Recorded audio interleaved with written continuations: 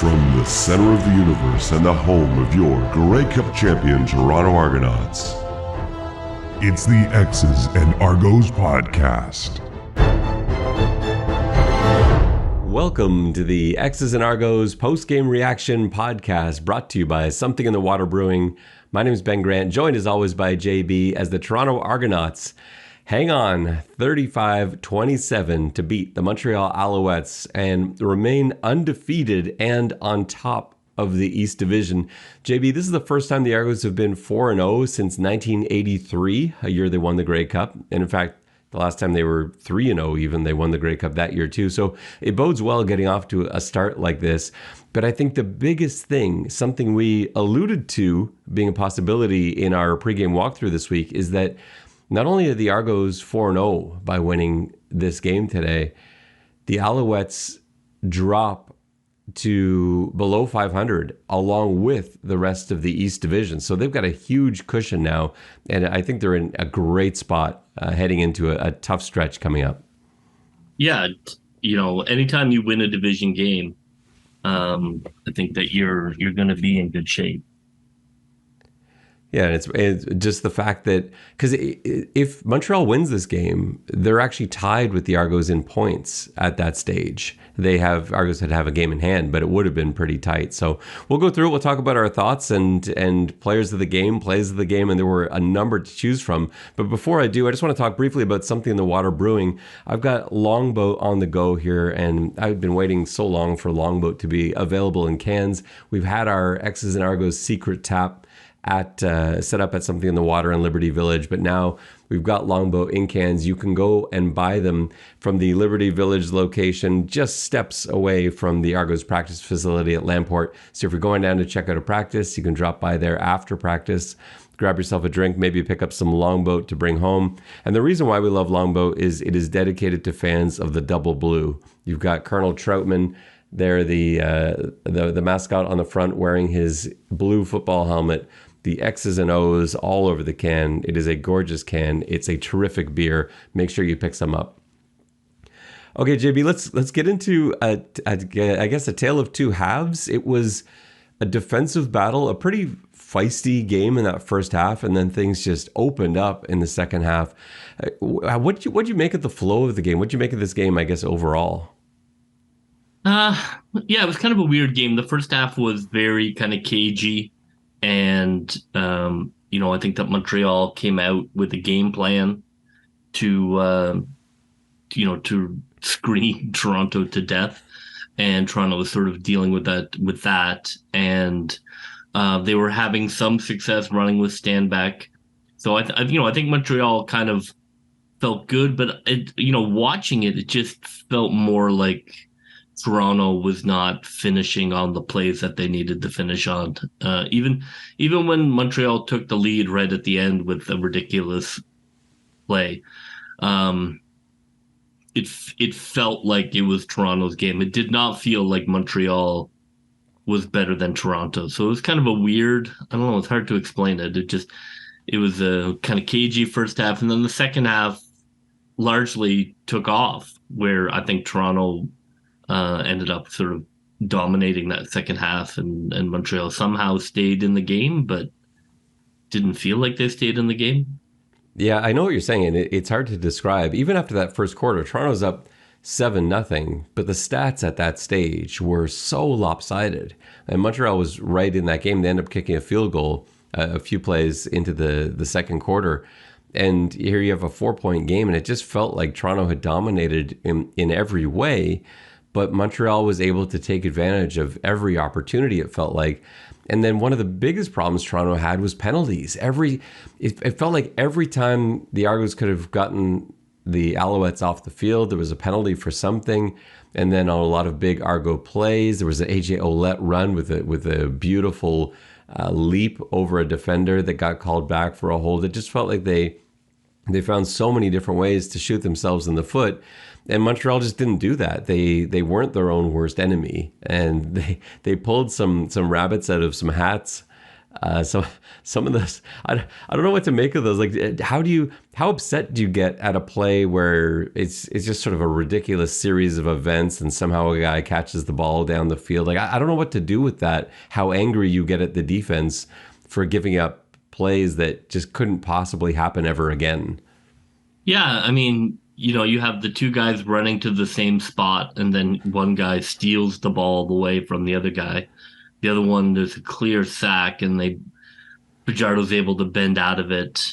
I don't know. It didn't feel like Montreal had kind of earned those touchdowns, so to speak. I mean, Edmonton put up 32. It felt more like the Edmonton game than anything, in my opinion.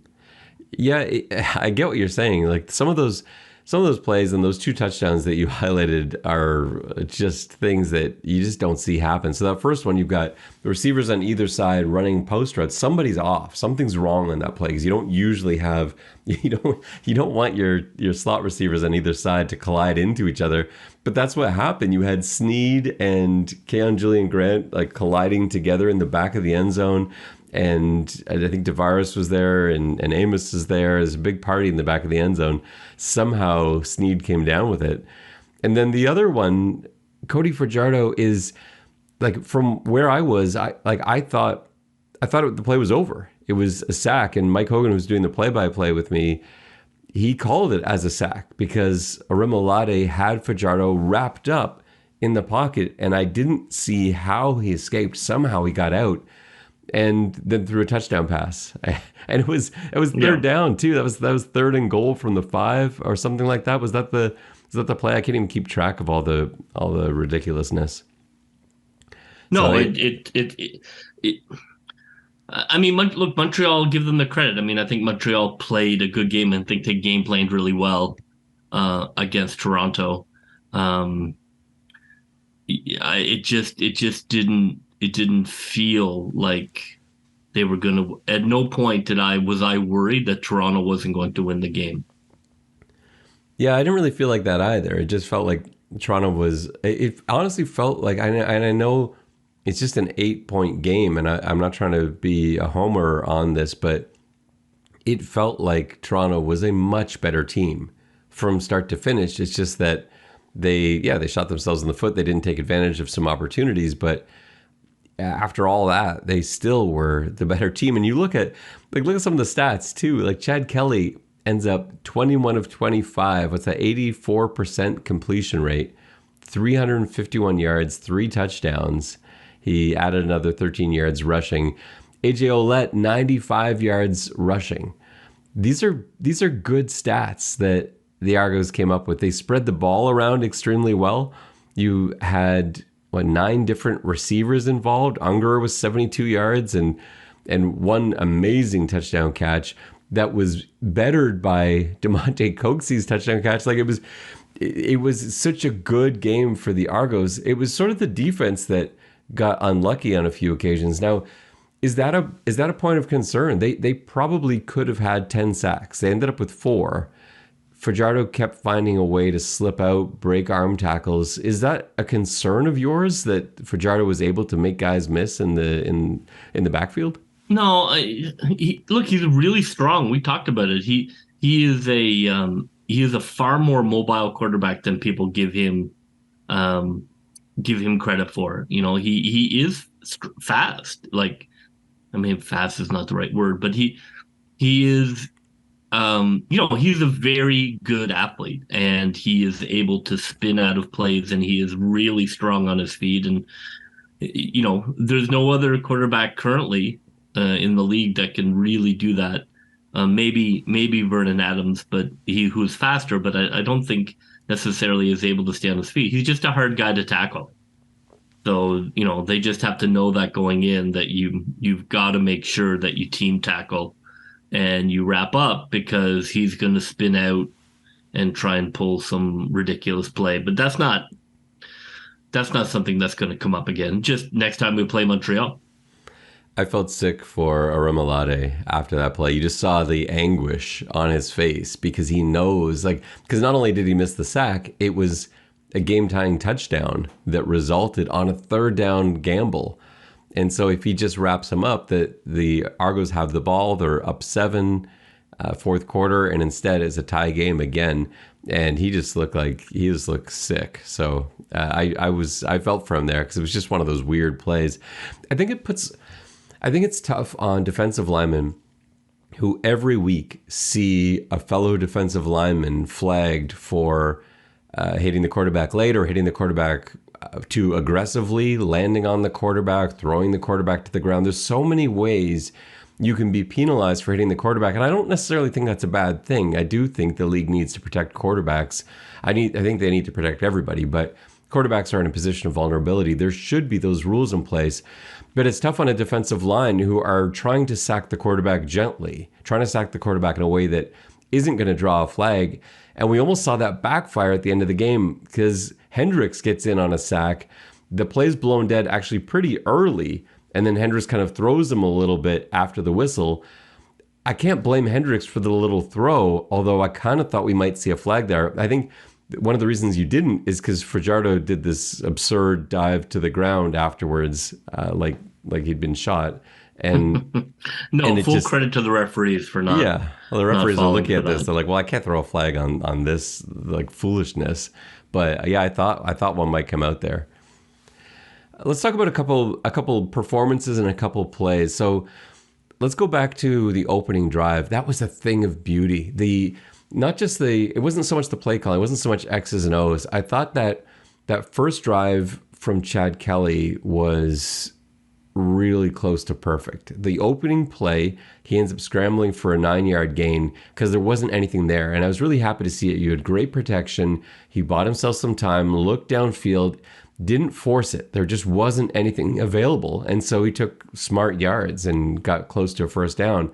Then he rifles one in for Coxie, who makes an amazing catch, gets his legs taken out from under him, does a backwards somersault, hangs onto the ball, and then delivers a strike to Davaris Daniels in between the corner and the safety who was coming over to help. Davaris makes a heck of a play too, not just to catch the ball, but to hang on to it after just getting nailed at the 1 yard line. And then Chad Kelly's able to sneak it in for the touchdown. It was a great opening drive. And from that moment, I just kind of felt like, oh, okay, the Argos are going to run away with this. They're on. But then they disappeared. Like, where did they go? What happened to the Argos in that first half? How come they could only generate that one scoring drive in the entire first half and end up trailing at the end of the half? Yeah, it's good. I mean, it's a great question. It didn't look like it didn't look like Montreal was doing anything terribly exotic. It just seemed to be, they came out a little flat, which is of course something we talked about maybe coming off the bye week, and they just were not firing, on all cylinders on that offense in the first half. It was a weird first half. I think the bad pick by Kelly kind of took a bit of the steam out of the offense. A couple of ridiculous plays, hurt the defense, because really Toronto should probably, Montreal should not score that touchdown at the end of the half. So it should have felt a little more comfortable going into half. Let's talk about that Chad Kelly interception. Was that his only mistake of the entire night? Yeah, I mean, his statistics are through the roof. Like it makes my yardage bet heart warm. He threw for 350, 80% or over 80% completion percentage, 3 touchdowns, that one bad pick. I mean, to throw a bad pick like that and be able to just carry on, like, I mean, the greatest quarterback who ever was in a different league often would throw a single pick and that was it, and and then would go on to be unstoppable. So I think if Brady can throw the occasional pick, I don't mind if Chad Kelly throws the occasional pick. Oh, sorry, I thought you were talking about Joe Montana. So The short memory thing is awesome. We've seen that from Chad Kelly before too. He threw a pick earlier in the season, immediately rebounded with a couple of great plays and a touchdown drive. And so I wasn't too worried about that part of it, but the pick was a bit mystifying. And I know we're going to get that from Chad Kelly sometimes, but he's actually played, he is still the gunslinger, but he hasn't made a lot of like foolish decisions. It just hasn't really happened. That one was one though. That was just I don't know what he was thinking. He was rolling out to his right. He threw back across his body, and I know people will say, well, that's how he threw the touchdown pass to Tavares against BC. Yeah, but it wasn't all the way across. It was only like a few yards back, and Tavares was standing on his own. This was a ball that was thrown like all the way back across the field. There were three Alouettes around. I don't remember who the receiver was, but there was no chance of the Argos coming away with the ball. And he's clearly trying to make a play out of nothing, but that was definitely an occasion where you just want to throw it away, or run something. You can't throw it up there like that. It was a terrible pick. It's the worst pick I've seen him throw. But then he rebounded and followed that up with the best game he's played as an Argonaut, right? Like this, I don't think there's anything close to this. No, I'm totally fine with it because if you have a pick because he doesn't pick up the linebacker or he doesn't see the safety, that would be a little more concerning.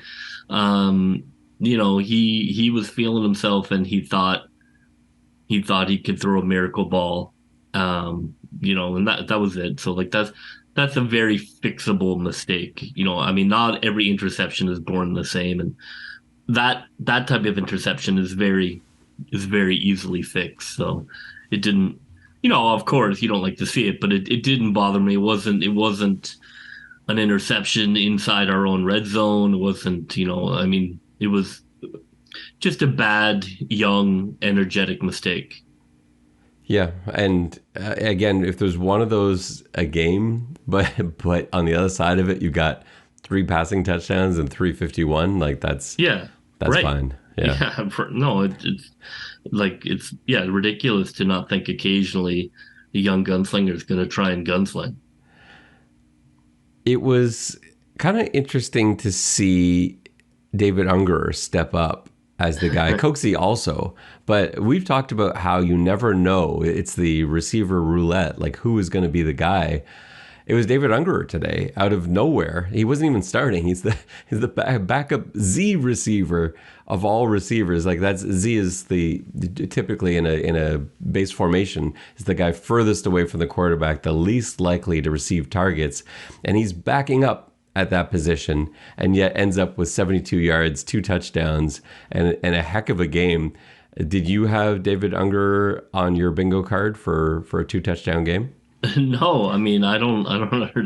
Yeah, he's really been a pleasant surprise. It was a weird fight between the two David Ungerers of Montreal's need and our Ungerer, and who would score more touchdowns. So it was kind of a weird number 3 wide receiver game.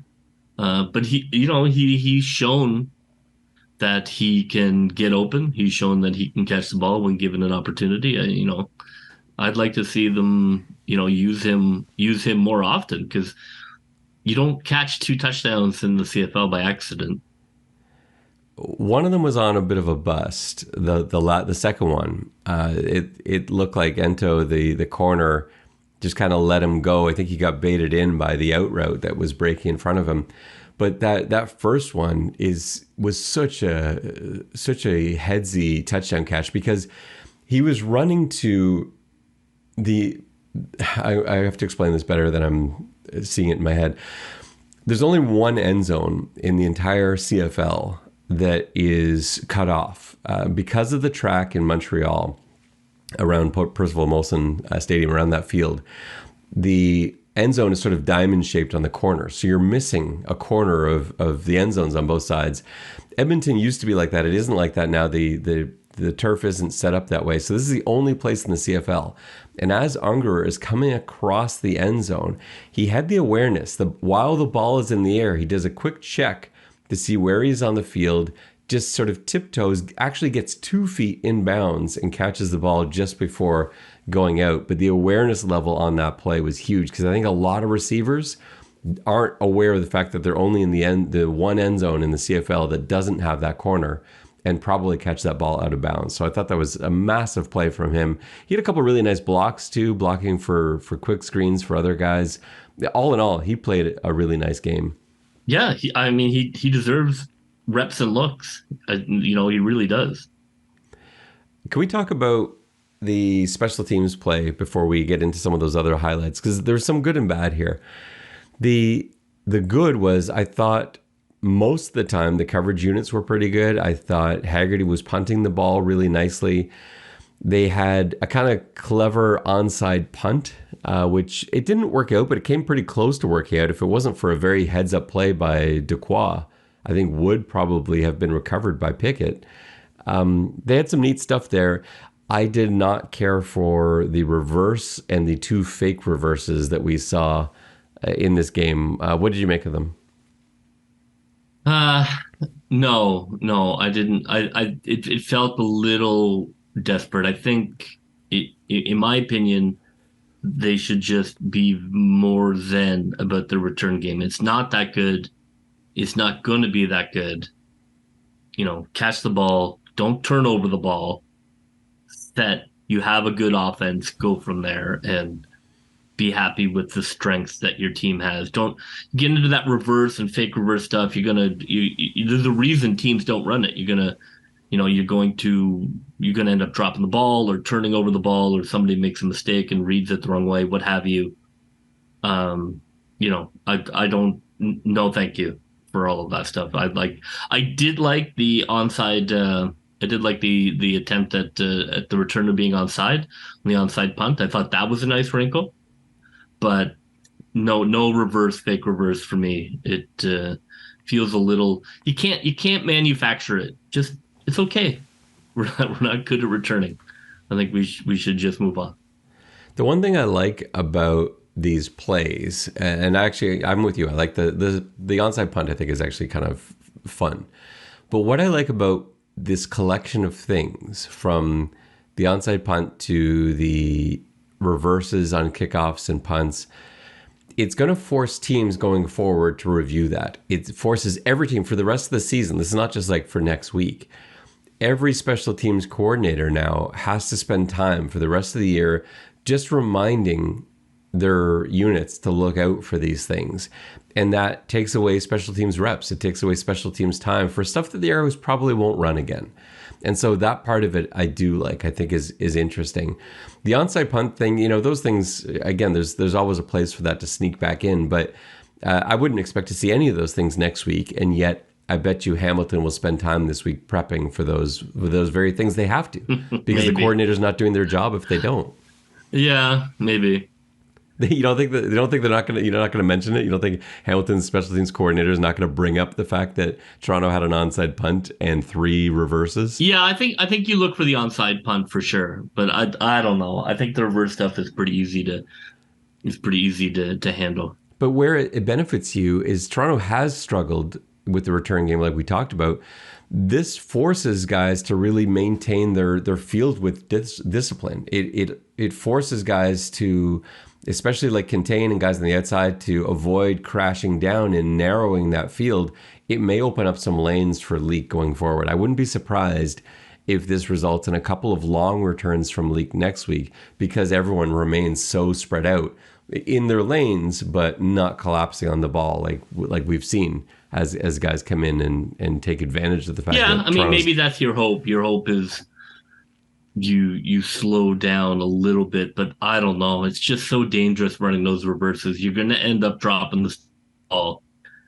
I just think risk reward. No, thank you. There's one that the referee got in the way of, which was fortunately a fake reverse, because if the reverse call was on, the mesh point where that ball would have been exchanged actually had the referee between, I think it was Leak and Ungerer on that play. And I just had visions as that was being set up. I thought, oh no, he's gonna pitch the ball back. It's gonna go off the referee, and that's a live football.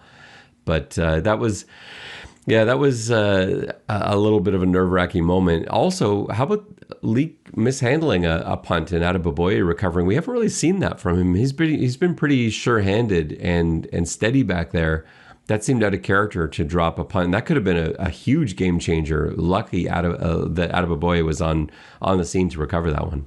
Yeah, I mean, again, not to repeat, but I think you should focus on just simply ball security and setting up and going. You have a very good offense. We don't need to return. You really don't. So maybe you want to work on one or two gadgets that you pull out at another point, but just keep it simple. Keep the returners' minds on what they're doing and not feeling like they have to bust something. Just accept that the blocking is not ideal and don't just concentrate on catching the ball. Let's talk about that Coxie highlight. Will there be a better touchdown catch in the CFL this season than what we saw from Damonte Coxie on that one-handed grab in the corner of the end zone tonight? Yeah, I mean, amazing. And then there was risk, it looked like maybe they were going to take it away, but amazing play. Some one-handed catches are better than others because sometimes, guys reach with one hand when they can just as easily reach with two, but his other hand was fighting off the defensive back. It wasn't even that high a ball. I mean, honestly, that is a spectacular catch. I mean, he probably does that, 2 times out of 20. It was nuts. He was fully extended, and with that full extension, while diving fully extended, just as barely able to get his fingertips on the ball and somehow cradle it. That was the cradle and turn is the thing. It's the fact that unbelievable, the strength to hold on to that when he hit the ground. Oh yeah, the focus of that too. Yeah, although weirdly he blew that other sideline pass, and I was like, "What? Catch the ball, Coxie!" And then 2 minutes later, he shut me up. I know, and he also bobbled one that hit him right in the hands a little bit later too. Sometimes the easy ones are tougher in some ways, but that was, I think. Look, Coach talked about it. I mean, he thought he was a star, and he absolutely has been I think he's been the best Toronto wide receiver this season. Well, he certainly had 2 games where you could make that case. Like the Toronto opener, he was the best receiver without a question, and this game. Is it him or Ungerer tonight? It's probably just based on that highlight touchdown catch. It's him, but yeah. I mean that one touchdown catch where Ungerer got his tiny little feet in was pretty good. Tiny little feet in. It's true. If he's got size 13s, he's out of bounds probably. Yeah, it's great look. I'm all for the tiny quick receiver. It gives you a dimension the other guys don't have, and you want to I like that idea of the wide receiver group being like a basketball team. And you want your center, you want your forwards, you want your point guard. I like that kind of analogy. Some people, talk about when they look at wide receiver groups, and I agree. And I like him. I think he's a great point guard. I think he gives them something that the other guys don't. And if teams have to watch out for Ungerer, I don't know what the heck you do. Yeah, it's true. You've got. This sort of by committee approach is so dangerous because it means you can't really rely on, if we just shut down this guy, let's make this guy beat us. Because so many teams do that. They're like, okay, well, if we take away Dalton Schoen, then what's Winnipeg going to do? That's the mentality a lot of people have going in. You can't do that with Toronto. You can't just say, okay, well, let's shut down Tavares, because that's happened a couple of times this year. And someone else has stepped up to have a huge game. And you're not going in, you can't go into a game plan. Like if you go into a game plan thinking, well, we just got to stop Ungerer, you're in trouble. You're going to get burned. And so you have to just sort of play straight up and allow Chad Kelly to choose his matchups and choose his moments. And he found the open guy. I will say, and this is something that is going to bother me, I think probably for all of Chad Kelly's career. There are so many times where the check down is wide open. And as I'm watching the play develop, I'm like, oh, hit the drag route because it's there. It's wide open. He's going to catch it and run for 10 yards. And Kelly sees it, and I can see him seeing it, And he's like, I think there's something better. And instead he'll throw 15 yards downfield. The guy catches it, but it's like the tightest window where it could have been deflected or turned into a pick or whatever. But it ends up being the better play, but he never takes that check down. And so many times tonight, I'm like, oh, there's the check down. Nope, he found Ungerer in the end zone. That's just how he is. Let's talk about the running game a little bit. Struggling a little bit in the first half. It looked like Toronto was trying to run middle in the first half, and it looked like Montreal was hell-bent on not letting Toronto run those middle gaps.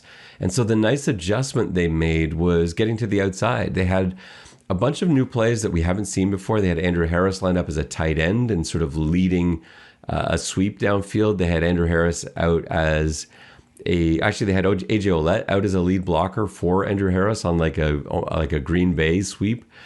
Those were kind of neat looks, but I give a lot of credit to Coach Dinwiddie for having these things in the playbook, stuff that they probably weren't looking at bringing into today's game, but when they saw how Montreal was just stacking all those interior gaps, they're like, we got to get the ball outside. And instead of just going to jet sweeps, which weren't working, they had these outside runs, outside sweeps, the fake inside, outside pitch. And I think especially with those two-back looks was just kind of a cool way to handle Montreal taking away the middle. Yeah, and what I really like about what Coach does there is that they don't give up on the run. You know, even if a couple things don't work, or even if a couple of really big first downs don't go their way, we've seen that the Argos are a very good second half running team. They seem to wear teams down a little bit. The offensive line seems to have a gear for getting holes in the second half, and obviously Ouellette is a load in the second half.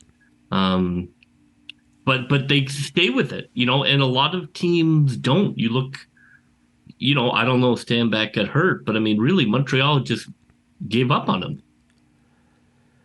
You know, because they were singing hosannas on the TSN at halftime about, oh, Stanback is back and he's got 50 yards and oh, mama.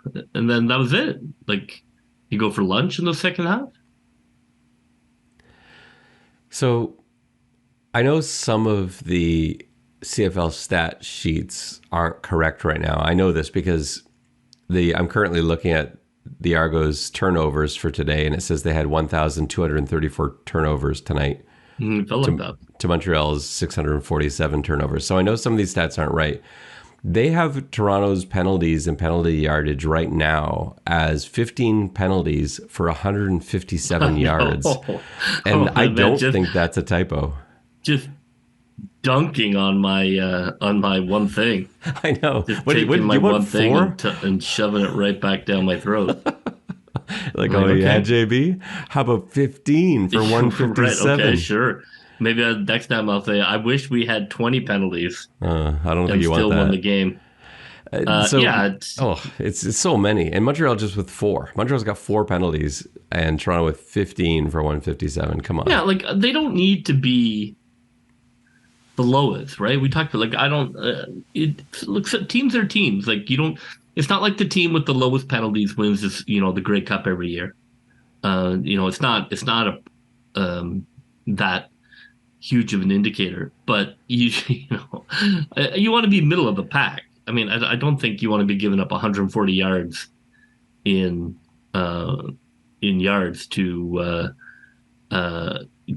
free yards to your opponent, and drives that should have been dead. That game's probably over. Some of those Montreal drives die. They punt it back. Toronto scores. Toronto's up by 20. That's it. No CFL. What a game. TSN Tuesday replay. The penalties are what kept the game close. 157 yards.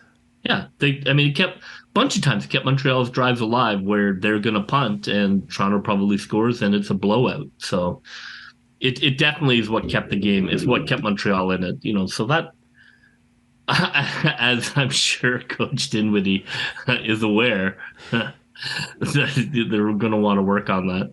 He's aware, yeah, because it's not like they didn't have a lot of penalty yardage last week, right? No, they're last in the league.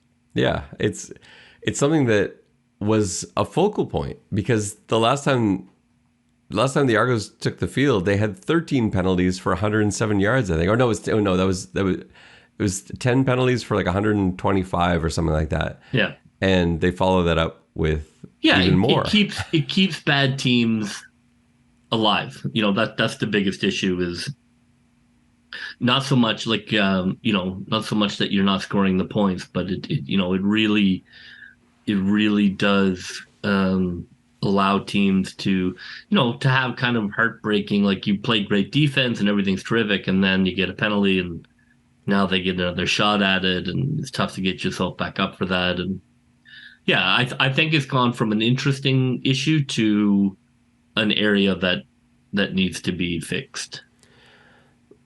Let's go to the defense a little bit. There were a couple interesting things here. So a scary moment when Adarius Pickett went down before the half. And I thought, just, again, anytime you see a player go down and they're bending the player's leg, looking oh my at God, I know. and, No, especially Pickett. You can just see the team's like, oh, you see Coach just like, oh, Christ. Well, anytime Coach Dinwiddie comes out, not just coming out onto the field, he had to walk about 80 yards to get down there. And so you're like, well, this is maybe serious. I mean, Pickett, I think he is a load supporting wall. And the thing is, it might be the only position aside from quarterback where the Argos don't really have a great answer to replace him. So when he went out, they brought in Jonathan Edouard, who is listed as a backup safety, not a guy who is getting a ton of Sam reps. He doesn't really have Sam experience. Like the only other move, because what I thought in game, I was kind of thinking you'd see Robertson Daniel move there because he's played Sam. He was a Sam in Calgary. That sort of was his spot. He hasn't done that in Toronto, but that's that's some experience he can lean on. But I guess Coach Mace not wanting to move multiple pieces around keeps the defense as is, brings in Edouard as a Sam.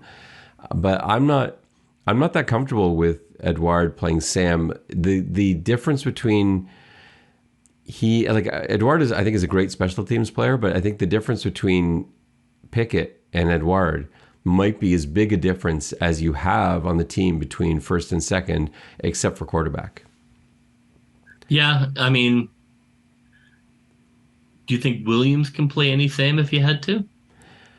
I don't think so. I just think I think it's got to be a DB specifically. Like they have DBs, but they just don't have guys that are meant for that spot. I think that is going to be a point of emphasis. Like this week, I think you have to look around and say, you know what, we got to get some. We got so many DBs here. You got Priester who's on his way back. At some point, Maurice Carnell is going to be there. I think those guys. I think Stiggers. I think all these guys are going to have to start getting reps. Because there's a spot potentially there. I mean, I know I don't want to pile too much on the guy, and but he's built to be a Sam. He had a pretty good game today, but with one major gaffe. The fact that he saved the game at the end by jarring the ball loose from Austin Mack got me to forgive him entirely, but. He had a bit of a gaffe after playing really well all game. He stuck to his coverage all night. He did have one penalty, but it was a kind of a tough one. There was a play, though, the fake quarterback sneak scenario where Qantas Stiggers was matched up in man with Sneed, and Stiggers just walked 2 steps forward, and Sneed just flew past him. And Deshaun Amos was the only guy left back there kind of playing center field. Couldn't get to Sneed in time, but Stiggers did not even think for a moment, well, this is my guy here on a quarterback sneak. That's got to be my responsibility. And he's just got to be on top of that. So that's a rookie mistake. It's something you'll see guys make early in their career. I don't think he'll do it again because it's going to be brought up in film this week. I'm sure he already got screamed at on the sideline for it, but that's got to be his man. Yeah, I mean, he's a rookie's rookie.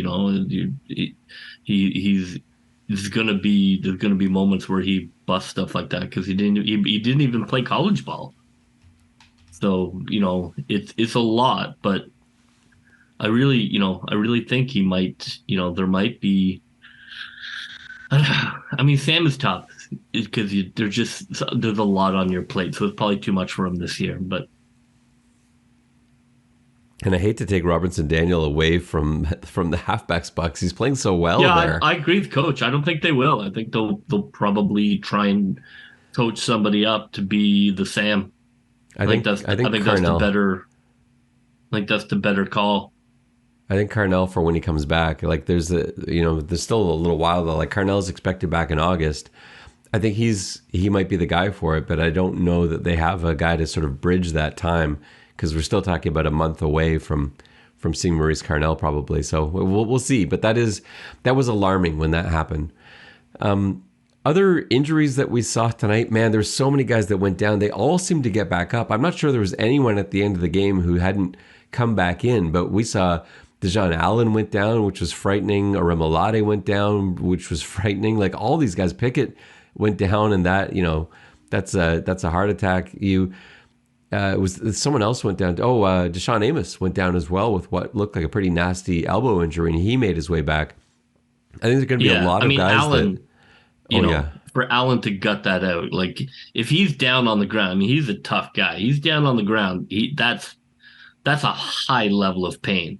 Yeah. That's bringing a big man like that to his knees, and to basically get up and grind it out. I mean, it's pretty impressive to watch. There's going to be a lot of guys not able to practice the first couple of days this week. Like, don't be surprised if on the injury report there are like 7 or 8 starters from this game who don't practice because they were tough today. This was a more physical game than I was expecting. This was a real rivalry game. It felt very Ticats Argos, not in the sort of cheap shot chippiness that you sometimes see from those Ticat Argos games. This was just physical. It was pushing and shoving after the whistle, but in those plays, like during the action, guys were hit so hard. I don't know if I've seen anyone hit Stanback as hard as Wynton McManus hit Stanback twice to be able to send him spinning to the ground. Crushed him. Yeah. Yeah, I mean, he is a force of nature out there. And McManus, was he the best player on defense tonight, McManus? I mean, he was very, very good. I mean, he absolutely controlled the middle of the field. Stanback was a non-event. Hunting down the quarterback. Yeah, I mean, he was very good. And they sort of used him as a middle backer. They keep listing him at will, his natural position, but the way that Mace had them lining up, it was usually him in the middle or Aremalade in the middle. It was one of those two guys. And they used Jones more in a traditional will spot most of the time. So that was kind of interesting. And of course, when Jones was kicked out of the game at the end, they didn't bring in Kassar, who was the backup middle linebacker. They instead sort of worked around it, and they had Hoyt, they had an extra DB, there were workarounds, and McManus still played that middle. So I think that sort of tells you, like, they view him until Williams or Muamba come back, and we're getting closer to those things happening. Probably Wynton McManus, no matter what he's listed as, is really the middle linebacker. That pick he made was a thing of beauty. Yeah. Those hands. No, right, exactly. Like he stepped towards Stanback, and then he saw the eyes, and then he backed out, and then hands on. I mean, he the defense is built around him, and it works. They can play all those games because he has the middle of the field locked down. How does Toronto get Jared Brinkman back on the football field? He was missing tonight, and a guy that you would have liked to have. Montreal clearly trying to run. Like they had a lot more carries than they've had, and more success than they've had in recent games running the football. You would love to be able to send Brinkman out there. How do they find a way to get him on the field? I don't know. I mean, like, do you just have to sit Oakman sometimes and to dress Brinkman? Like, I don't know. I don't know that there's a great way to do it otherwise. Yeah. I mean, you have to. I guess you just really have to kind of hope that you can be sort of game plan specific and really feel like, okay, we're going to need this here. I would have thought Brinkman. I would have thought this would have been more a game for him. But Oakman is. I don't think you can take Oakman off the field. I really don't. I know they did, but I don't think you can. I don't think you can do that to the football gods. If you have you have a player of his skill and size, you can't make him a healthy scratch. So I know, but they have to find some other solution. yeah, they do. They need to find a way where they can have Hendricks, Brinkman, and Oakman all dressed. There Yeah, just needs to be a way, and they've got to sort it out, whatever that means. They've got to move some pieces around. You need those three guys to be able to dress because they're all so good. Hendricks is the best of the three of them. Oakman is right there though, and Brinkman it was like a Grey Cup hero. Like he's a guy. Like he's not just a piece they no, put I in. agree. They have to sit down and shuffle stuff around, and take a hit somewhere else from your optimal lineup to get that optimal lineup in. Yeah, I agree. All right, JB, let's get into our plays of the game, players of the game. Why don't we start with player of the game? So, a lot of potential candidates here, probably more on offense than the defensive side of the ball. Who is your player of the game for this one? I'm going to give it to Olet. I thought he really got the offense going in the second half, got the team going in the second half, and then eventually Kelly really kind of fired it up in the fourth quarter. But I thought Olet's big runs are demoralizing to your opponent, feeds the Argos. I thought he's been close to my player of the game a couple of times. I thought he was, fantastic tonight and really kind of shot some adrenaline into that team in the second half to be like, let's win this damn game. Like, I know we're the better team, but we need to go out and win this game. And I thought his runs fed that because they were so embarrassing to the Montreal defense. I mean, like to just use that word, you really are destroying the will of your opponent when you're able to run for 15, 20, 25 yards. Yeah, and I think he ended up with like 8 yards of carry, a little over that by the end of the game. Yeah, they needed it. They kind of were dopey in the first half, and he came out in the second half. And I thought, to me, like watching the game on TV, he was the player that turned the team around. And I think he also did a nice job blocking on some of those two back sets they had where Harris had that 13-yard carry that Harris had. AJ Ouellette is right out there blocking for him and just plowing people into the ground on his way. So that, yeah, all around I think AJ had a great game, and they took away one of his best plays of the night, which would have been one of those highlights that you see all year long. Yeah, I know. Oh, it was so painful. I know, so disappointing. It would have been the perfect capper. Would have put him over 100. The jump, everything about it was who he's been this year. So yeah, if with that play, there's probably no debate him being player of the game. My player of the game, I want to shout out David Ungerer because I thought he had a great game, a 2-touchdown performance, 4 catches on 4 targets for 72 yards. Great effort. But I can't not give it to Chad Kelly. His numbers are amazing. 84% completion, 21 of 25 for 351, 3 touchdowns. The interception you'd like to forget, but I think we can forgive that with all else that happened here. He found a way to lead the team up and down the field, drive after drive, especially in the second half. He had that great first half opening drive, drove the team really well in the second half opening drive, and then just seemingly scored on like almost every possession in the second half. So he gets my player of the game. Yeah, he was everything you would hope for. Where do you go for your play of the game, JB? I think the couple of big standout plays. I mean, the game was still up in the arms, and till the very end.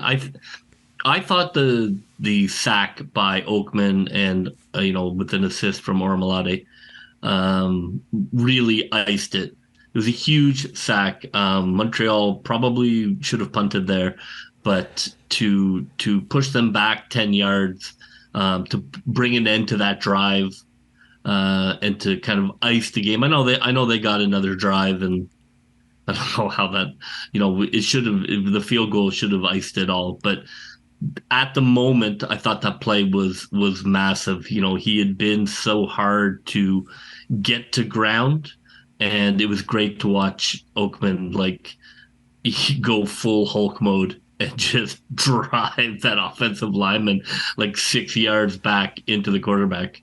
Yeah, he does that every so often. There's a play like that. There was one last year. It may have actually been against Sirocco for Ottawa, but I remember he like walked one of the Ottawa linemen back and like hit the quarterback with him. Yeah, that's essentially right. Just like, well, I'm coming, and the offensive line's like, okay, I guess I'm coming too. Yeah, it was like that. It was a half a sack for the offensive lineman trying to block him. My play of the game, I feel like it's a bit of a cop out because it's not really a turning point or anything like that. But the Coxie touchdown catch, I think I want to go to just because of what a highlight it was.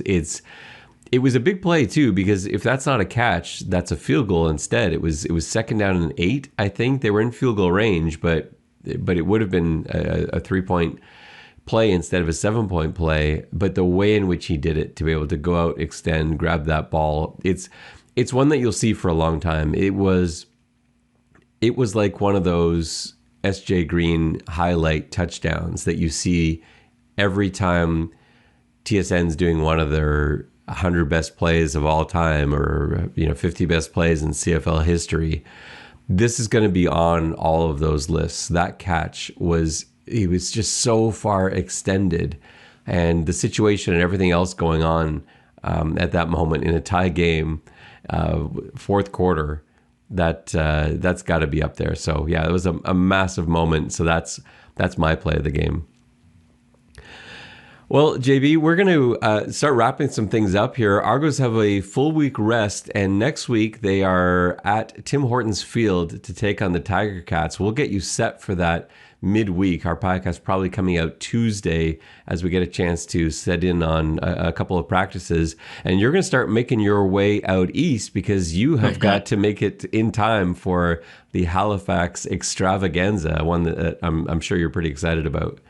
I will. I may even attend some of the Rough Rider parties incognito to report back on what's happening there. I want you in full Argo gear for those events. No, I don't want. No, incognito, I think was what I said and what I meant. That will just about do it for us on this post-game reaction podcast. The Argos win 35-27 over the Montreal Alouettes. For JB, this is Ben Grant saying so long, and may all your pre-snap reads be good ones. I'll see ya. Go, Toronto Argos, go, go, go. Pull together, fight the foe.